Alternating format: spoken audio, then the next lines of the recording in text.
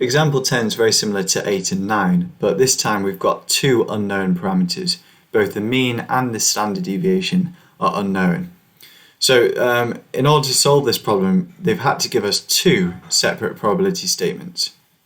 So we're going to use exactly the same method as 8 and 9, and we're going to standardize our random variable x in order to help solve it. So remember, our standard variable z is going to be our standard random variable x minus the mean of the distribution divided by the standard deviation. Remember, sigma squared is the variance and the standard deviation is sigma. And we know that this random variable here, this transformed random variable, follows the standard normal distribution 0, 1. So let's take this probability statement to do with x and turn it into a probability statement to do with z. So we're going to take our inequality and we're going to take away mu from both sides.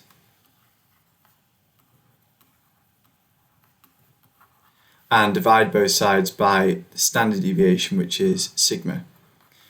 And the reason why we're doing that is because now on the left hand side of this inequality we've got the random variable z.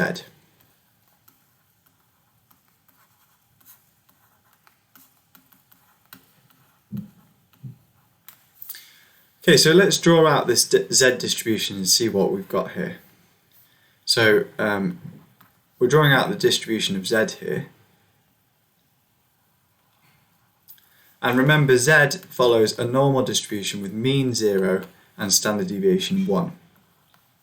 So this says the probability of z being greater than this value here, remember this is just a constant, we just don't know what mu and sigma is 0.025. So we've got some value here, and the area to the right is 0.025. And we know that this value that we need to be to the right of is equal to that. So we can find out what this value is by doing inverse normal in our calculator. So we want the probability of being to the right of our value that we're trying to find. We want the area to be 0.025 to the right of our value. And we're working with z here, which is the standardized normal variable. So the mean is 0 and the standard deviation is 1. And if we work that out, we get 1.95996. And that's because we know that this point is equal to the value 1.95996. So that's one equation that we can solve. Well, at the moment I can't solve it yet because I don't know, I've got one equation and two unknowns. So we're going to have to use the other probability to form a similar equation. So let's take this probability here and let's transform it into a statement about z. So again, we're going to take away mu from both sides of the inequality and divide both sides of the inequality by the standard deviation sigma. And we know that gives us 0.1469. Well, we've done that again because now here we've got z on the left hand side, our standard normal variable.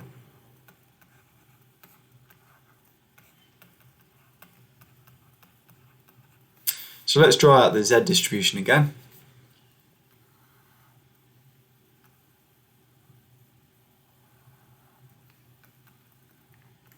And we've got 0 in the middle.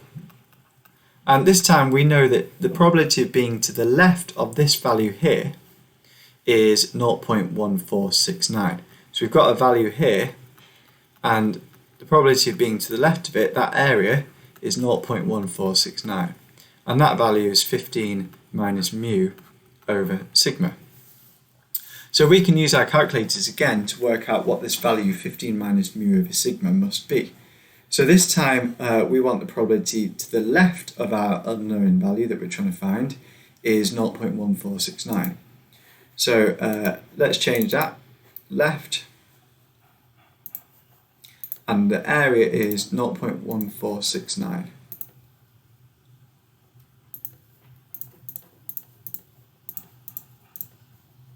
And if we work that out, we get minus 1.0498. So from that we get a second equation. This value here must be that.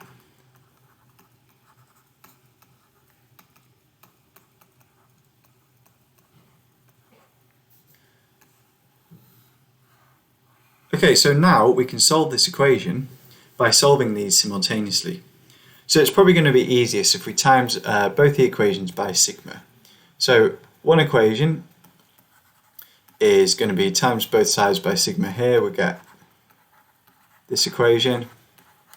And from this equation, we're going to have 15 minus mu is minus 1.0498 sigma. And then there's a few ways that you could solve this. You could use substitution or elimination. I've noticed that if I do equation 1, take away equation 2, then the mu's are going to cancel each other out. So I'm going to do 35 take away 15, which is 20, minus mu minus mu, which is 0, equals, and on the right hand side, this one take away this, we get 3.0094 sigma. So if we solve that, we can get sigma is 6.6458 ... So if we round that to 3 sig fig, 6.65.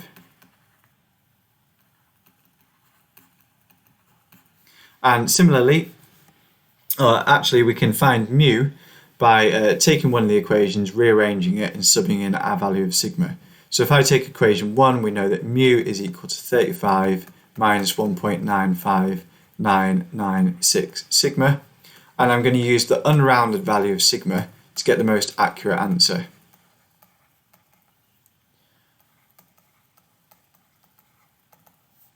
So I'm going to get mu is 22.3 to 3 sig fig. And what I'd recommend you do is take these values of mu and sigma, imagine you were given them, and work out these probabilities. Work out what's the probability of x being bigger than 35 and what's the probability of x being less than 15, and just check that you get those probabilities. So you can do that now to check that these are correct.